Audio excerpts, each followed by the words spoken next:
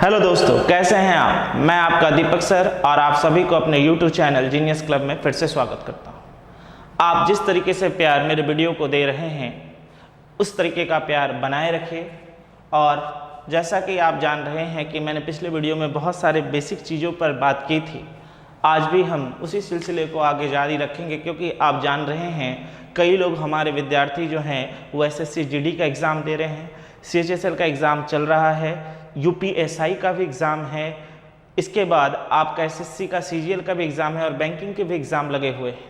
तो आज जिस टॉपिक पे हम बात करेंगे उस टॉपिक का नाम है रेशियो, यानी अनुपात निकालना, कि किस तरीके से अनुपात निकालेंगे। अगर कोई विद्यार्थी, कोई दोस्त हमारे इस वीडियो को पहली बार देख रहे हैं तो हमारे चैनल को सब्सक्राइब कर लीजिए और पिछले बहुत सारे वीडियो आपके लिए ही बनाए गए हैं, आप उसे देखिए और चीज़ों को ढंग से समझकर पढ़िए, जिससे कि आप एग्ज़ाम को क्या करें, निकाल सकें। तो हाँ, कहाँ थे हम। तो आज हम जिस टॉपिक पे बात कर रहे थे वो टॉपिक है अनुपात निकालना, यानी रेशियो निकालना।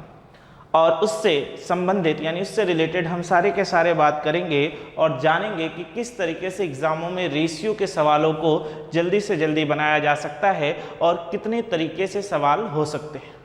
तो बिना समय गवाए सबसे पहले हम सवालों को ओर चलते हैं और धीरे धीरे हर एक कॉन्सेप्ट को देखेंगे और समझेंगे। तो आइए चलिए, पहले क्वेश्चंस में क्या है दोस्तों, पढ़ लिया जाए। If A is to B equal to 4:5 and B is to C is equal to 2:3, then find A is to B is to C। यदि A अनुपात B बराबर 4:5 और B अनुपात C बराबर 2:3 हो तो ज्ञात करें A अनुपात B अनुपात C क्या होगा। तो देखिए, सबसे पहले हम बात करते हैं और समझते हैं जो बचपन में जिस रूल से हम बनाया करते थे, जिस नियम से हम बनाया करते थे। मैं फिर से एक बात कह रहा हूँ, मेरी बात को बहुत ध्यान से सुनिए। SSC GD का एग्ज़ाम जिन बच्चों ने फॉर्म भरा है अच्छे से देखिए, ये सब क्वेश्चंस प्रीवियस ईयर में आए हुए क्वेश्चनों में से भी हैं और इस तरह के क्वेश्चंस बार बार रिपीट होते हैं। UPSI का भी जो एग्ज़ाम देने जा रहे हैं या एग्ज़ाम देंगे वो लोग भी अच्छे से देखिए, और SSC CGL और बैंकिंग के लिए भी ये आज जो टॉपिक है वो इम्पॉर्टेंट है। तो आइए सवालों में देखें किस तरीके से हम सवाल को करेंगे। यानी अब इस तरह के सवालों को हम पहले कैसे बनाते थे दोस्तों। पहले की बात की जाए, A बाई B बराबर 4/5 और B बाई C बराबर 2/3, ये हमारा दिया हुआ है। तो बचपन में हम क्या करते थे कि हम देखते थे सर कि इन दोनों के बीच में ब्रिज कौन बना रहा है। तो हमें दिख रहा है जो ब्रिज बना रहा है वो कौन है, B है। हमें दिख रहा है जो ब्रिज बना रहा है वो कौन है, B है। और हमसे पूछा गया A अनुपात B अनुपात C, यानी A to B to C की रेशियो क्या होगी। तो आप अगर गौर से देखें तो यहाँ पर B की वैल्यू कितनी है, 5 है, और यहाँ पर B की वैल्यू कितनी है, 2 है। और हम देख रहे हैं दोनों में B कॉमन है, तो B के अलग अलग मान नहीं हो सकते, यानी B की अलग अलग वैल्यू नहीं हो सकती। तो हमें इन दोनों जगह पर B का मान क्या करना पड़ेगा, एक जैसा करना पड़ेगा। तो आप यहाँ पर देख रहे हैं 5 है और आप यहाँ पे देख रहे हैं 2 है।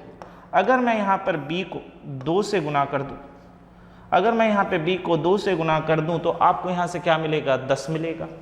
और अगर मैं B को यहाँ पर 5 से गुना कर दूँ तो 2 गुने 5 कितना मिलेगा, 10 मिलेगा। यानी B का मान A/B में और B का मान B/C में दोनों आपस में क्या हो गए, बराबर हो गए। यानी यहाँ से अगर हम सॉल्व किए तो हमें क्या मिला, 8/10, और यहाँ से हमने सॉल्व किया तो हमें क्या मिला, 10/50। यानी अब अगर आप गौर से देखें तो देखिए यहाँ पे दोनों जगह पर जो B का मान है वो आपस में क्या है, बराबर है। अब B का मान आपस में बराबर हो गया है, तो अब अगर हमसे पूछा जाए A to B to C की मान क्या होगी, तो हम कहेंगे सर A का मान 8 होगा, B दोनों जगह पर 10 है और C का मान कितना होगा, 15। यानी A to B to C का जो मान होगा वो कितने के बराबर होगा दोस्तों, 8:10:15, यानी 8:10:15, यानी ऑप्शन नंबर C। अब इस तरीके से जब हम सवालों को करते थे, ये बचपन का तरीका होता था और बहुत सरल लगता था। देखो दोस्तों, एक बात याद रखो, जब हम बेसिक सवालों को करते हैं, यानी एकदम बेसिक सवालों को करते हैं, तो हमें ऐसा लगता है कि अरे यार ये तरीका अपनाना बहुत अच्छा होगा, क्यों हम उतने में मगजमारी करें। लेकिन ऐसा नहीं है। जब यही रेशियो C/D हो जाए, जब यही रेशियो D/E हो जाए और ये रेशियो का सिलसिला आगे बढ़ता चला जाए, तो आप अगर इस तरीके से सॉल्व करेंगे तो इसमें सॉल्व करने में आपका समय जाएगा, फिर इसमें सॉल्व करने में, फिर इसमें सॉल्व करने में, फिर इसमें सॉल्व करने में, तो हमारा काफ़ी समय चला जाएगा।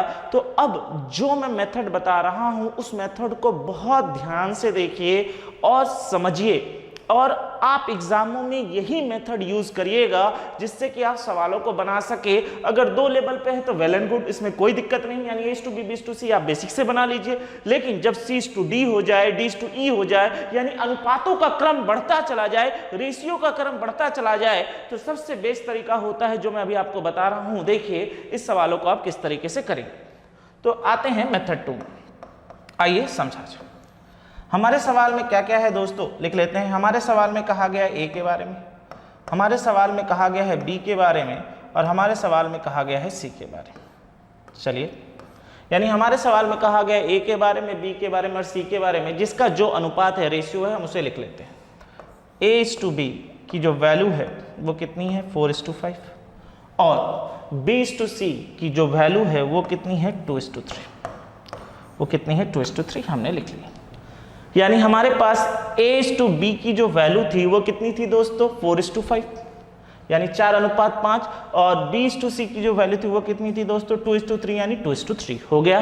अब एक कहावत याद रखना कि इस तरह के क्वेश्चनों को बनाने के लिए क्या करना पड़ता है। यहां पर देखिए खाली स्थान है, दिख रहा है C के नीचे, यानी एक कहावत याद रखिएगा, जो दिखा वो लिखा। क्या कहावत याद रखना है, जो दिखा, जो दिख रहा है उसको लिख दीजिए। यानी यहाँ पे खाली स्थान है, इस सीधे रेखा में आपको क्या दिख रहा है, बगल में 5 दिख रहा है, तो यहाँ पर हम क्या लिख देंगे, 5 लिख देंगे। हो गया। अब यहाँ पर खाली स्थान है, इस जगह पे इस सीधे रेखा में यानी स्ट्रेट लाइन में कौन दिख रहा है इसके बगल में, तो आप कहेंगे सर 2 दिख रहा है, तो हमने 2 लिख दिया। यानी जो दिखा उसे हम क्या कर देंगे, लिख देंगे। जैसे कि यहाँ पर देखिए खाली स्थान था, इसके बगल में कौन दिख रहा था, 5, हमने लिख दिया। इस यहाँ पे खाली स्थान था, इसके बगल में कौन दिख रहा था, 2, यहाँ पर हमने लिख दिया। ठीक, अब मेरी बात ध्यान से सुनिए, ये पूरा का पूरा एक परिवार, ये पूरा का पूरा एक परिवार, और ये पूरा का पूरा एक परिवार, यानी यहाँ पे हमारे कितने परिवार हैं, 3 परिवार। अब इन 3 परिवारों में देखना है ऐसा कोई अंक है, ऐसा कोई डिजिट है जो तीनों में कॉमन हो और कटता हो। इन तीनों परिवार में, यानी A के परिवार में, B के परिवार में, C के परिवार में देखना है ऐसा कोई डिजिट, ऐसा कोई अंक है जो तीनों में कॉमन हो और एक बार में आप एक ही अंक को काट सकते हैं। क्या कहा, एक बार में आप एक ही अंक को काट सकते हैं। तो हमने देखा कि यहां पर 2 और 4 है, यहां पर 2 है, लेकिन यहां पर 2 नहीं है, यानी तीनों में अगर कॉमन होगा तो कटेगा। यहां पर 5 है, यहां पर 5 है, यहां पर 5 नहीं है, यानी इस A/B/C के रेशियो में कोई भी ऐसे अंक नहीं है जो तीनों के तीनों में कॉमन है, ऐसा कोई नहीं है। तो सीधे सीधे हमारा आंसर क्या होगा, 4 2 8, 5 2 10, और 3 5 15, यानी आंसर कितना हो गया, 8:10:15, यानी ऑप्शन नंबर C। मैं फिर से एक बात कहूंगा, मेरी बात बहुत ध्यान से सुनिएगा। अभी आपके दिमाग में ये चल रहा होगा कि सर हम ये मेथड यूज करेंगे, ऐसा है वैसा नहीं। जब ये अनुपात क्रम बढ़ जाएगा, यानी D हो जाएगा, E हो जाएगा, तो आपको दिखेगा कि इतने बार स्टेप बाय स्टेप आने से अच्छा है कि हम ये कर दें। बस एक ही कहावत तो याद रखनी है, कौन सी कहावत, जो दिखा वो लिखा। फिर से बोल रहा हूं, जो दिखा वो लिखा, यानी 5 के बगल में यहाँ पे खाली स्थान था, हमने 5 लिखा। यहाँ पे खाली स्थान था, इसके बगल में कौन था, 2 था, हमने लिख दिया। यानी सीधी रेखा में देखेंगे, ऊपर नहीं। अब ये जो A का है, ये सीधा, ये पूरा का पूरा A परिवार है, यानी A के अंदर में कौन कौन आ रहा है, 4 और 2 आ रहा है। B के अंदर में कौन कौन आ रहा है, 5 और 2 आ रहा है। और C के अंदर में कौन कौन आ रहा है, 5 और 3 आ रहा है। अब आपको क्या देखना है, मैं फिर से कहूं, आपको देखना है ऐसा कोई अंक, ऐसा कोई डिजिट है जो सभी में कॉमन हो। अगर कॉमन हो तो आप काट देंगे A के में, B में और C में, लेकिन एक बार में ही एक ही अंक कटेगा। जैसे देखो यहां पर 4 और 2, यहां पर भी 2 था, लेकिन यहां पर 2 नहीं था, तो हम काट नहीं सकते थे। यहां पर 5 था, यहां पर 5 था, लेकिन A में 5 नहीं था, तो हम काट नहीं सकते थे। तो अगर नहीं कटेगा तो सीधे सीधे गुना करके लिख देंगे, 4 × 2 8, 5 × 2 10, 5 × 3 15। इस मेथड को, इस तरीके को बहुत ढंग से सीखिए दोस्तों। मैं फिर से कह रहा हूं, अभी सामने जो आने वाले एग्जामों में हैं उनमें ये आपका बहुत काम करेगा।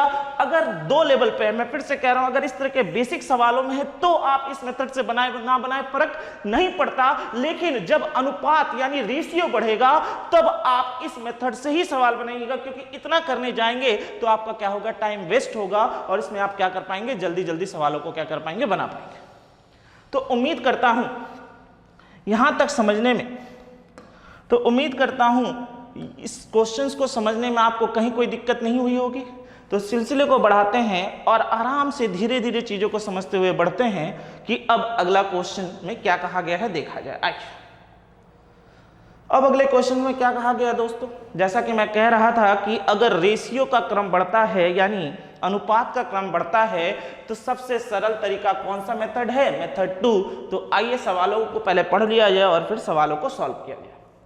सवाल में क्या कहा गया है, if a is to b equal to 2 is to 3, b is to c is equal to 4 is to 5 and c is to d is equal to 6 is to 7, then find a is to b is to c is to d। क्या कहा गया, यदि a अनुपात b बराबर 2:3, b अनुपात c बराबर 4:5 और c अनुपात d बराबर 6:7 हो तो ज्ञात करिए a अनुपात b अनुपात c अनुपात d का मान क्या होगा। तो चलिए दोस्तों बनाया जाए, लिखते हैं।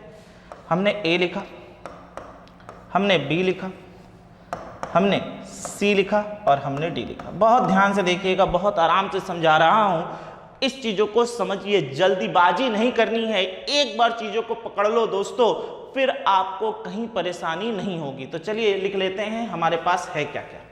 तो हमारे पास a is to b is to c is to d पूछा गया। हमारे पास a अनुपात b का मान कितना है, 2:3, b अनुपात c का मान कितना है, 4:5 और c अनुपात d का मान कितना है, 6:7। चलिए लिख लिया। अब जैसा कि मैंने आपसे कहावत कही थी, कौन सी कहावत, जो दिखा वो लिखा, यानी इसके बगल में कौन दिख रहा है, इस खाली स्थान के बगल में कौन दिख रहा है, 3 लिख दिया। फिर यहाँ खाली स्थान है, इसके बगल में कौन दिख रहा है, 3 लिख दिया। अब आइए यहाँ पर इस रो में खाली स्थान है, यानी इस खाली स्थान के बगल में कौन दिख रहा है, 4 लिख दिया। फिर यहाँ पर खाली स्थान है, कौन दिख रहा है, 5 लिख दिया। अब यहाँ पर खाली स्थान है, कौन दिख रहा है दोस्तों, 6 लिख दिया। और यहाँ पर भी खाली स्थान है, क्या लिख देंगे, 6, क्योंकि इसके बगल में कौन दिख रहा है, 6 दिख रहा है। यानी a के अंदर ये पूरा, b के अंदर ये पूरा, c के अंदर ये पूरा और d के अंदर ये पूरा। चलिए हो गया। अब हमें ढूंढनी है कि ऐसा कोई अंक है। आप चाहें तो सभी को गुना करके अंत में काट सकते हैं, लेकिन मैं कहूंगा सभी को गुना करके अंत में काटने का मतलब है आप अपने समय को, आप अपने टाइम को क्या कर रहे हैं, वेस्ट कर रहे हैं। हम सीधे सीधे सवालों को करते हैं ना दोस्तों। यहाँ पर हमने देखा 3 का गुणनफल है, यानी 3 का मल्टीपल है। यहाँ पर भी हम देख रहे हैं 3 के 2 मल्टीपल हैं, यहाँ पर भी 3 के 2 मल्टीपल हैं और यहाँ पर 3 का 1 मल्टीपल है। तो चलिए काटते हैं। तो यहाँ से काट दिया, 3 1 जा 3। अब 3 और 6 में से एक बार में कोई एक ही डिजिट, एक ही अंक कटेगा, तो 3 और 6 में से आप जिसे मर्जी काट सकते हैं। तो हमने यहाँ से काट दिया 3 1 जा 3। फिर यहाँ पे 3 और 6 कोई एक अंक कटेगा तो एक बार में काट देते हैं, तो 3 1 जा 3। और यहाँ पर भी कट जाएगा कितनी बार में, 3 2 जा 6 हो गया। अब यहाँ पे 2 का मल्टीपल है, यानी 2 का गुणनफल है।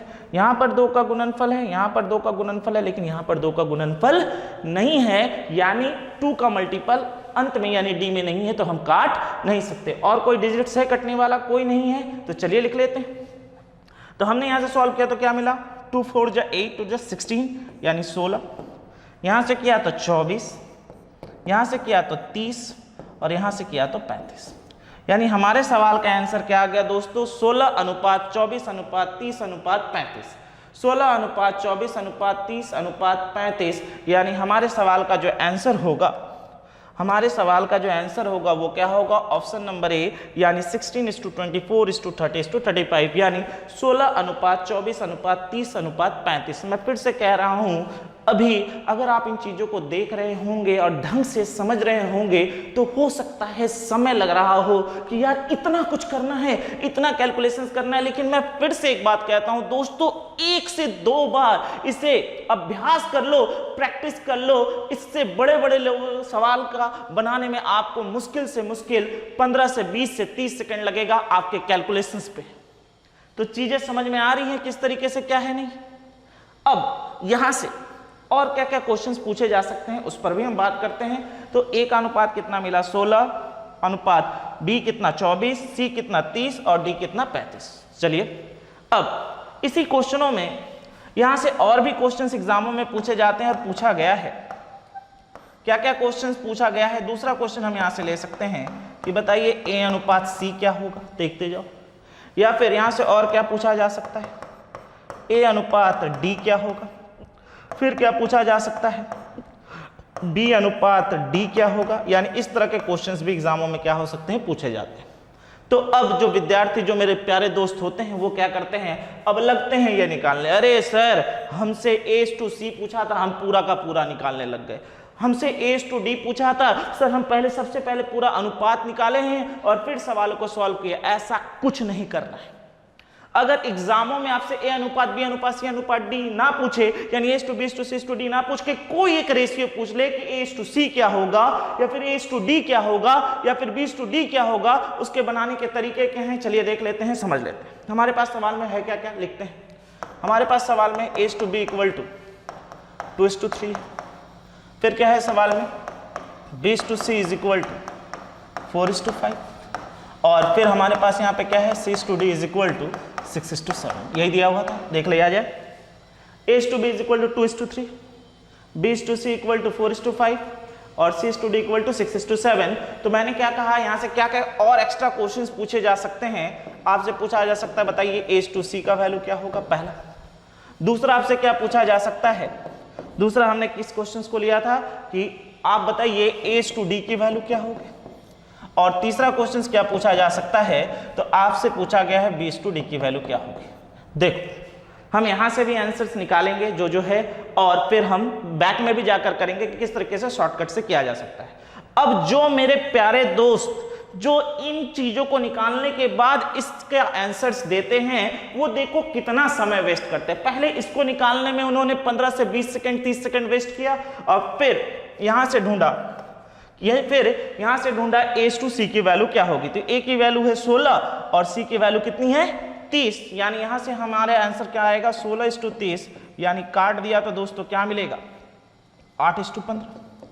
काट देंगे तो A/C की वैल्यू क्या मिली 8:15, 8:15। फिर हमसे क्या पूछा गया है सवाल में, A/D की वैल्यू। तो A/D की वैल्यू कितनी होगी आप खुद बताएं। A की वैल्यू कितनी है 16 और D की वैल्यू कितनी है 35। यानी ये आपस में नहीं कटेंगे, तो A/D की वैल्यू कितनी हो गई 16:35। ठीक।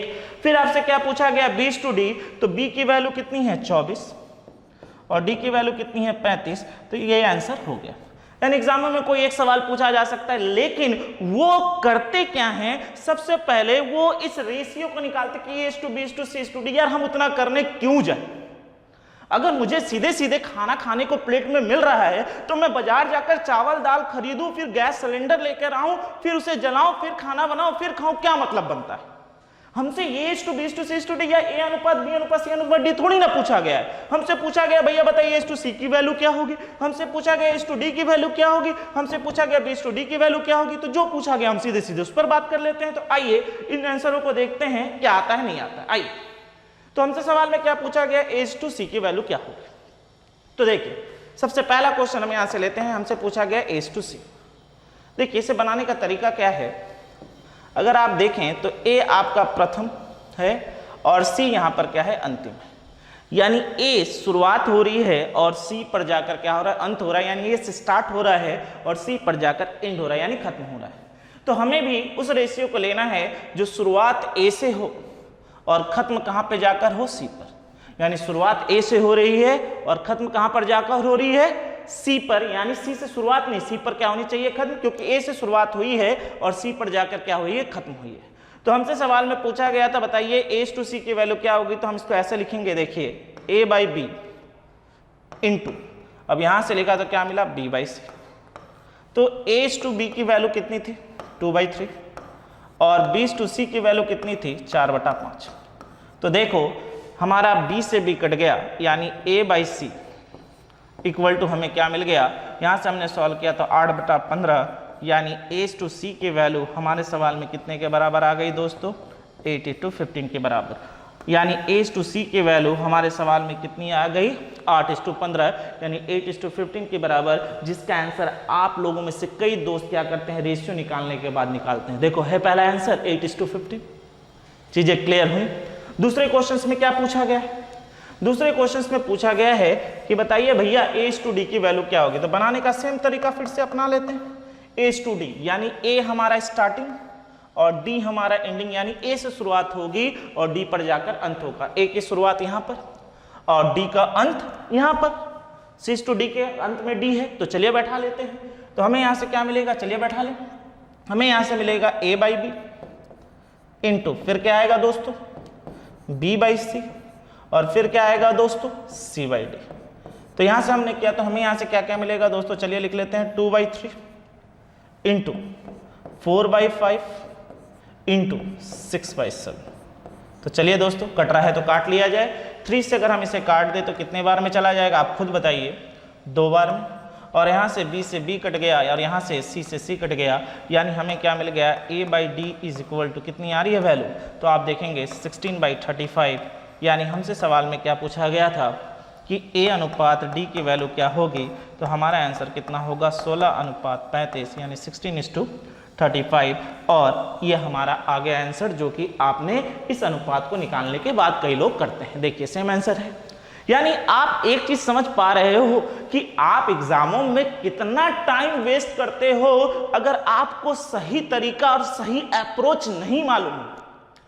आप वीडियो के अंत तक बने रहिए और मैं कसम से कहता हूं कि अगर आप इन चीजों को ढंग से देख लेंगे तो एग्जाम में इस तरह के क्वेश्चन की आप धज्जियां उड़ा देंगे।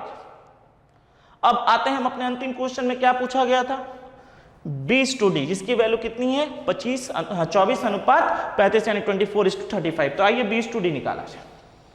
तो हमसे सवाल में क्या पूछा गया है, B/D की बात की गई है, तीसरे क्वेश्चन में ले लेते हैं। यानी शुरुआत कहां से होगी दोस्तों, तो आप कहेंगे सर B स्टार्टिंग में, यानी शुरुआत B से होगी। और अंत कहां पे होगा दोस्तों, सर D लास्ट है तो अंत D पर होगा। तो हमें शुरुआत कहां से करनी है दोस्तों, B से। अंत कहां पे करनी है दोस्तों, D पर। तो चलो लिखते हैं, तो B/C इंटू C/D।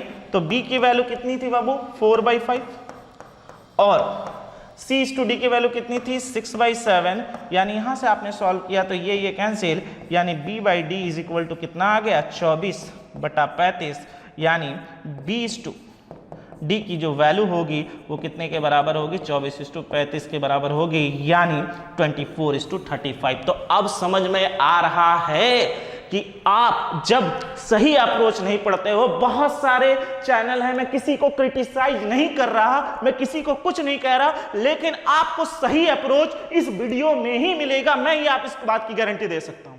आप चाहे SSC GD दे रहे हो, आप UPSI दे रहे हो, आप बैंक के एग्जाम दे रहे हो, आप CHSL दे रहे हो, CGL दे रहे हो, रेलवे दे रहे हो, ये सब क्वेश्चन एग्जामों के कॉमन क्वेश्चन हैं जिन पे कई विद्यार्थी फंसकर एग्जाम क्रैक ही नहीं कर पाते, या फिर इन सवालों को वो जब सॉल्व करते हैं उन्हें वो टेक्निक पता होती है जो कि उन्हें बताया गया, जो कि टाइम कंज्यूमिंग बहुत समय लेता है। तो आप देखो, आप खुद देखो कि अगर आपसे इस तरह के क्वेश्चन पूछे जाए तो क्या हमें यह निकालना जरूरी है? मैं कहूंगा बिल्कुल नहीं। यह निकालना तब और तब जरूरी होगा जब A अनुपात B अनुपात C अनुपात D पूछा जाए। अगर इनमें से कोई अनुपात पूछ दे, मुझे क्या जरूरत है, मैं सीधे सीधे सवालों को इस तरीके से क्रिस क्रॉस करके करूंगा।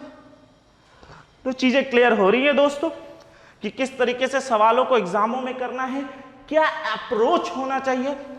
अप्रोच हमेशा सवाल पर डिपेंड करता है, ठीक है। आप टेक्निक जानते हैं, जैसे विराट कोहली हम सभी जानते हैं कितना धुरंधर खिलाड़ी है, उसके पास टेक्निक है, लेकिन क्या वो हर पिच पर एक ही टेक्निक यूज करता है? जी बिल्कुल नहीं। जैसा पिच, जैसा माहौल, वो उस टेक्निक में, उस तरीके में क्या होता है, ढल जाता है और तभी वो महान खिलाड़ी के रूप में क्या है, उभर कर आया। उसी तरीके से दोस्तों अगर आप टेक्निक एक ही पकड़े हैं और सिचुएशन अलग अलग हो तो आपको अलग अलग सिचुएशन में ढल जाना होगा। कहने का मतलब यह है कि आपको अलग अलग सवालों में क्या होगा, ढल जाना होगा और उस तरीके से सवालों को सोचने का अप्रोच करोगे तो कहता हूं कि एग्जाम आपका झक मार के निकलेगा। यहां तक कि कोई भी एग्जाम आपका नहीं रुकेगा। तो सही अप्रोच अपनाइए। चीजें क्लियर हैं दोस्तों? तो चलिए सिलसिले को आगे बढ़ाते हैं और बढ़ते हैं हम अपने अगले क्वेश्चंस की ओर और देखते हैं अगला क्वेश्चंस क्या है। आइए, सवाल में क्या कहा गया दोस्तों, पढ़ाइए। If a is to b is equal to 2 is to 3, b is to c is equal to 4 is to 5 and c is to d is equal to 3 is to 7, then find a is to b is to c is to d। यानी यदि a अनुपात b बराबर 2 अनुपात 3, b अनुपात c बराबर 4 अनुपात 5 और c अनुपात d बराबर 3 अनुपात 7 हो तो ज्ञात करिए a is to b is to c is to d क्या होगा। तो चलो दोस्तों बना लेते हैं। हमारे पास क्या है, a है, b है, c है और क्या है, d। चलिए लिख लेते हैं। तो हमारे पास क्या है, a is to b की वैल्यू कितनी है, 2 is to 3, b is to c की वैल्यू कितनी है, 5 is to 4 और c is to d की वैल्यू कितनी है, 3 is to 7। चलिए लिख लिया हमने। अब आपको वो कहावत तो याद हो ही गई होगी, क्या है कहावत, जो दिखा वो लिखा। यानी यहाँ पे 3, यहाँ पर 3, यहाँ पे खाली स्थान है तो यहाँ पर 4, यहाँ पे खाली स्थान है तो यहाँ पर 5, यहाँ पर है तो 3 और यहाँ पर भी है तो 3। चलिए लिख लिया। यानी ये पूरा कॉलम ए के लिए, ये पूरा बी के लिए, ये पूरा सी के लिए और ये पूरा डी के लिए।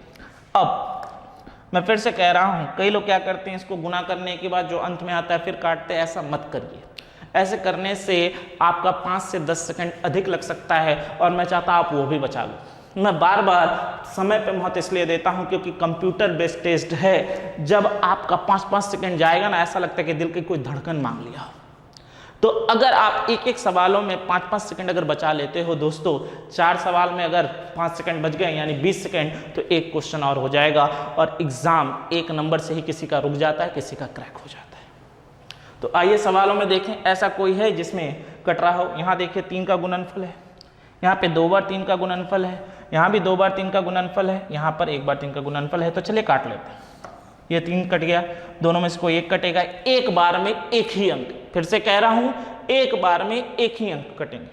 यहाँ पर भी 2 है तो ये कट गया और यहाँ पर ये कट गया। यहाँ पे 2 का गुणनफल है, यहाँ नहीं है, देखने की जरूरत नहीं और कुछ नहीं। तो हमारे आंसर में क्या आएगा, 2 5 ज़ा 10, 5 3 ज़ा 15, 3 4 ज़ा 12 और यहाँ से क्या आएगा 20। यानी हमारा आंसर क्या आ गया, 10:15:12:28 है सवाल के आंसर्स में। तो हम कहेंगे सर बिल्कुल है, जो कि हमारा ऑप्शन नंबर क्या है, 10:15:12:28। यानी हमारा ऑप्शन नंबर क्या है दोस्तों, तो हमारा ऑप्शन नंबर है सी। यानी ऑप्शन नंबर क्या है, सी। तो अब आप समझ में आ रही है, बात क्लियर हो रही है कि कितनी आसानी से, कितनी जल्दी से सवालें बनती हैं। उस ट्रेडिशन, देखो मैं बार बार एक बात कहता हूँ, बेसिक सवालों को बनाओगे तो अच्छा लगता है कि सर जी वो जो 4-5 क्लास में पढ़ा रहे थे वही चीज़ों को लेकर चले। दोस्तों वो चीज़ें से आप खुश तो होंगे लेकिन एग्ज़ाम नहीं निकलेगा, ये कड़वा सत्य है, जान लो। चीज़ों को ढंग से देखिए और चीज़ों को ढंग से सीखिए कि क्या कहा गया है। तो चलिए इस सिलसिले को आगे बढ़ाते हैं और बढ़ते हैं अपने अगले क्वेश्चन की। आइए फिर से क्या कहा गया, if a is to b is equal to 2 is to 3, b is to c is equal to 5 is to 9, c is to d is equal to 6 is to 7, then find the value of a is to b is to c is to d। यानी यदि a is to b बराबर 2:3, b is to c बराबर 5:9 और c is to d बराबर 6:7 हो तो ज्ञात करिए a is to b is to c is to d क्या होगा। चलिए देखें, तो हमारे पास है क्या दोस्तों, a is to b is to c is to d। तो चलिए लिख लिया जाए। यहाँ पर क्या है, 2 is to 3, फिर क्या है हमारे पास, b is to c की वैल्यू कितनी है, 5 is to 9 और फिर हमारे पास क्या है, 6 is to 7। चलिए लिख लिया दोस्तों। अब आइए, जो मैंने कहावत कही थी वो कहावत आपको याद है क्या, जो दिखा वो लिखा। तो कौन दिख रहा है, सर 3 दिख रहा है तो यहाँ पे 3 लिख दिया। यहाँ पर कौन दिख रहा है, सर 9 दिख रहा है तो 9 लिख दिया। यहाँ पर कौन दिख रहा है, 5 दिख रहा है, सर 5 लिख दिया। और यहाँ पे अब कौन दिख रहा है दोस्तों, 6 और यहाँ पर भी 6 दिख रहा है, लिख लिया। यानी ये ए के लिए, ये बी के लिए, ये सी के लिए और ये डी के लिए। मैं बार बार लाइन इसलिए ड्रॉ कर रहा हूं कि आप पढ़ते पढ़ते याद कर ले कि हाँ काटना किस तरीके से है, कौन किसके परिवार में जाएगा, ए के परिवार में, बी के परिवार में, सी के परिवार में या फिर डी के परिवार में। चलिए लिख लिया। अब अंकों को मिला लिया जाए। यहाँ पे 2 का मल्टीपल है, यहाँ पर 2 और 3 का मल्टीपल है, यहाँ पर भी है, यहाँ पर भी है, तो 3 से काट लेते हैं। 3 1 जा 3, यहाँ पे कट गया 3 1 जा 3, यहाँ पर भी कट गया 3 1 जा 3 और यहाँ पे कट गया 2 बार में। अब और कुछ कटने वाला है दोस्तों, और अब कुछ कटने वाला है। तो हम यहाँ पे देख रहे हैं 2 का मल्टीपल है, यहाँ पे 2 का मल्टीपल है, यहाँ पे 2 का मल्टीपल है, यहाँ पर नहीं है, यानी और कटने वाला नहीं है। तो चलिए जोड़ लेते हैं, कितना हो गया, 2 5 जा 10, 10 इंटू 2 यानी कितना आएगा 20, 5 6 30, यहाँ से किया 9 6 54 और यहाँ से किया 9 7 63। यानी हमारे सवाल का आंसर क्या आ गया 20:30:54:63। यानी हमारे सवाल का जो सही उत्तर होगा वो कौन सा होगा, ऑप्शन नंबर बी, यानी 20:30:54:63। यानी अब मैं ये तो कह सकता हूं कि वीडियो देखते देखते आप सवालों का आंसर तो निकाल ले रहे होंगे, हाँ या ना। तो यही अंतर है बाकियों के वीडियो में और मेरे में कि मैं इतना आपको प्रैक्टिस करवा दूंगा वीडियो को देखते देखते ही कि आप चीजों को सीख जाए। तो चलिए बढ़ते हैं आगे और देखते हैं अगला क्वेश्चन क्या है। चलिए अब ये है वो ना मजेदार क्वेश्चन जो अभी कह रहा था। देखिए क्या है क्वेश्चन में, पढ़ा जाए और फिर सवालों को सॉल्व किया जाए। क्या कहा गया है, if a is to b is equal to 2 is to 3, b is to c is equal to 4 is to 5, c is to d is equal to 7 is to 3 and d is to e is equal to 6 is to 7, then find a is to b is to c is to d is to e। यदि a is to b बराबर 2:3, b is to c बराबर 4:5, c is to d बराबर 7:3 और d is to e बराबर 6:7, तो ज्ञात कीजिए a:b:c:d:e क्या होगा। अब आया है दमदार क्वेश्चन, अब मजा आएगा करने में। आओ यहाँ a B C D और E, चलो लिख लिया जाए दोस्तों। यहाँ पर क्या होगा 2:3, यहाँ पर क्या होगा 4:5, यहाँ पर क्या होगा 7:3 और यहाँ पर क्या होगा 6:7। चलो लिख लिया दोस्तों। अब कहावत तो आपने सुनी ही है, आपको याद ही हो गई, जो दिखा वो लिखा। यानी यहाँ पर क्या लिखाएगा 3, यहाँ पर भी 3 और यहाँ पर भी 3। यहाँ पे क्या लिखेंगे दोस्तों 5, यहाँ पर भी क्या लिखेंगे 5, यहाँ पे क्या लिखाएगी 3, यहाँ पे क्या आएगा, यहाँ पर भी लिख लेते हैं 4, यहाँ पर क्या आएगा 7, यहाँ पर क्या आएगा 7, ठीक। यहाँ पर क्या आएगा 6, यहाँ पर 6 और यहाँ पर 6। चलो लिख लिया। अब काटने का काम किया जाए, देखा जाए कुछ कट रहा है यहाँ पे देख रहे हैं 2 3 का मल्टीपल है, यहाँ पर भी देख रहे हैं 3 का मल्टीपल है, यहाँ पर भी देख रहे हैं 3 का मल्टीपल, यहाँ पर भी 3 का मल्टीपल, यहाँ पर भी 3 का मल्टीपल, यानी 3 का मल्टीपल सभी में है, कट रहा है, काट लिया जाए। 1 1 1 1 और यहाँ 2 बार। अब यहाँ पे 2 का मल्टीपल है यानी गुणनफल है, यहाँ पर भी 2 का है, यहाँ पर भी 2 का है, यहाँ पे 2 का है, लेकिन यहाँ पर 2 का नहीं कट रहा है। 5 यहाँ पर है, 5 यहाँ पर है, यहाँ पर है, 5 इनमें से किसी के पास नहीं। 7 यहाँ पर है, यहाँ पर है, बाकी में नहीं है, यानी कोई किसी से अब नहीं कटेगा। तो चलिए गुना किया जाए, क्या आता है 4 दूनी 8, 56 यानी 112। अब यहाँ पर कर लिया जाए तो कितना हो गया 7 चौके 28, 28 इंटू 6, 28 इंटू 6 कितना आएगा 168। आगे करते हैं, यहाँ पे 30 यानी कितना आएगा 210। आगे करते हैं, यहाँ पर कितना आएगा 90 और यहाँ से क्या तो कितना 5 3 15 गुने 7 यानी कितना आएगा 105। यानी हमारे सवाल का आंसर कितना हो गया 112:168:210:90:105 है कहीं पर 112:168:210:90:105 यानी हमारे सवाल का आंसर क्या होगा ऑप्शन नंबर ए। तो अब आप ये तो समझ गए ही होंगे कि क्यों कह रहा था कि इस प्रोसेस को सीखो, क्योंकि एग्जामों में आप जो 5 बार लिखोगे ना A is to B, फिर B is to C, फिर C is to D, फिर D is to E, और एक को जब आप क्या करोगे बैलेंस करते जाओगे ना, आप खुद ही पजल हो जाओगे। जो सवालों को 15 से 20 सेकंड या 30 सेकंड के अंदर बनना चाहिए उसमें आप समय लेंगे 1.5 से 2 मिनट। तो एग्जाम क्रैक होगा? बिल्कुल नहीं होगा। ये कटवा सत्य है, जान लीजिए, कड़वा सत्य है, एकदम जान लीजिए। तो इस तरह के अप्रोचों को आपको अपनाना होगा, सीखना होगा, क्योंकि आप अब कॉम्पिटिटिव फील्ड में उतर चुके हैं जहां पर आपकी कॉम्पिटिशन्स ऑल ओवर इंडिया के साथ है, एक से एक मेहनती बच्चों के साथ, दोस्तों के साथ है जो कई सालों से, कई दिनों से लगे हुए हैं कि अब मुझे तो सरकारी नौकरी लेनी ही है। तो समझ में आ रहा है? तो चीजों को पढ़िए, ढंग से समझिए किस तरीके से क्या है नहीं है। तो उम्मीद करता हूं यहां तक में कहीं कोई दिक्कत नहीं हुई होगी, चीजें क्लियर हो रही होंगी दोस्तों, और समझ में भी आ रहा होगा कैसे क्या है नहीं है। तो चलिए बढ़ते हैं आगे। अब देखिए अगले क्वेश्चन में क्या कहा गया। Find the inverse ratio of 2:3:4। 2:3:4 का विलोमानुपात ज्ञात करें। अब विलोमानुपात होता क्या है समझा जाए। हमसे कहा गया है 2:3:4 का विलोमानुपात ज्ञात करें। विलोमानुपात का मतलब होता है यानी इन्वर्स का मतलब होता है, आपसे कहा गया 1:2, फिर कहा गया 1:3 और 1:4 की क्या वैल्यू होगी बताइए, यानी इसका इन्वर्स कर देना है, विलोमानुपात कर देना है। अब इस इन्वर्स को होल नंबर में लिखने का तरीका क्या है दोस्तों, तो आप क्या करेंगे, दिए गए डिनोमिनेटर यानी 2, 3, 4 यानी हर का, दिए गए डिनोमिनेटर यानी हर का लॉसो लेंगे। क्या करेंगे, एलसीएम लेंगे, लॉसो लेंगे। यानी लॉसो कितना होगा, 2, 3 और 4 का। तो आप कहेंगे सर 2, 3, 4 का लॉसो होगा कितना, 12।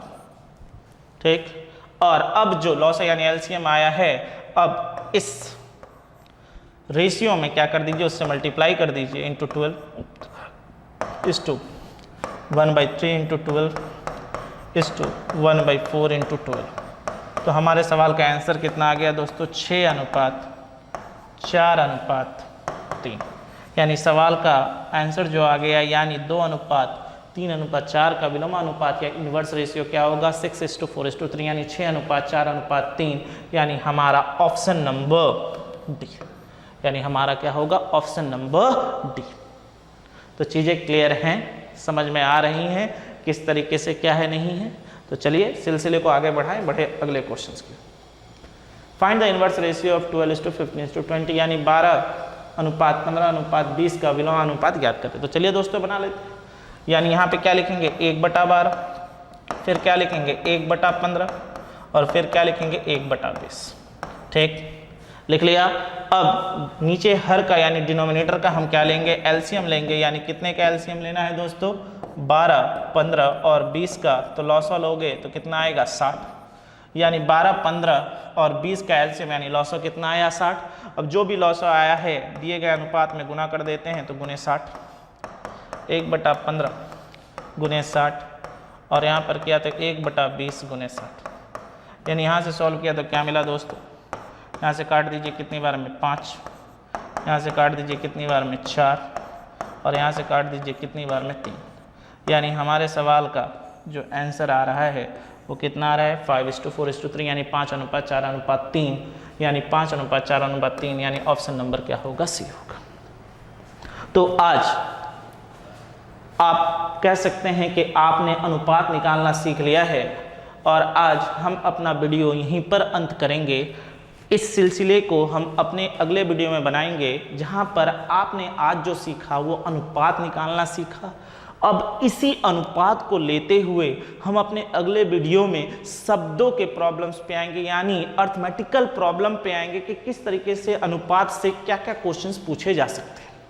उस सवालों पर हम बात करेंगे, उस सवालों को हम सीखेंगे, क्योंकि मैं बार बार कह रहा हूँ हर एक बच्चे को जो एग्ज़ाम के लिए प्रिपेयर कर रहे हैं, सामने बहुत सारे एग्ज़ामों की लड़ी है। एसएससी जीडी की वैकेंसी आ चुकी है, सीएचएसएल कई लोग दे चुके हैं, आगे सीजीएल भी है, बैंकिंग का भी एग्ज़ाम आगे लगा हुआ है और भी कई सारे एग्ज़ाम हैं आपके साथ।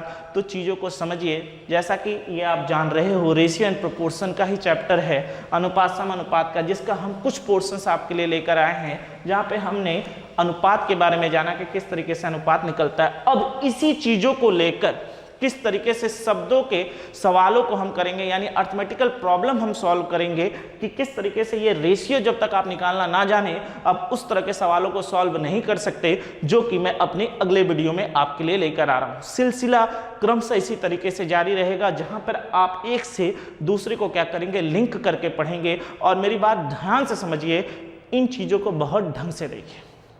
तो उम्मीद करता हूँ आप सभी इसी तरीके से मुझे अपना प्यार देते रहेंगे और हमारे वीडियो को लाइक करिए, सब्सक्राइब करिए और ज़्यादा से ज़्यादा अपने दोस्तों तक शेयर करिए कि वो भी इस सक्सेस के भागीदार बने। आज के लिए इतना ही, जय हिंद।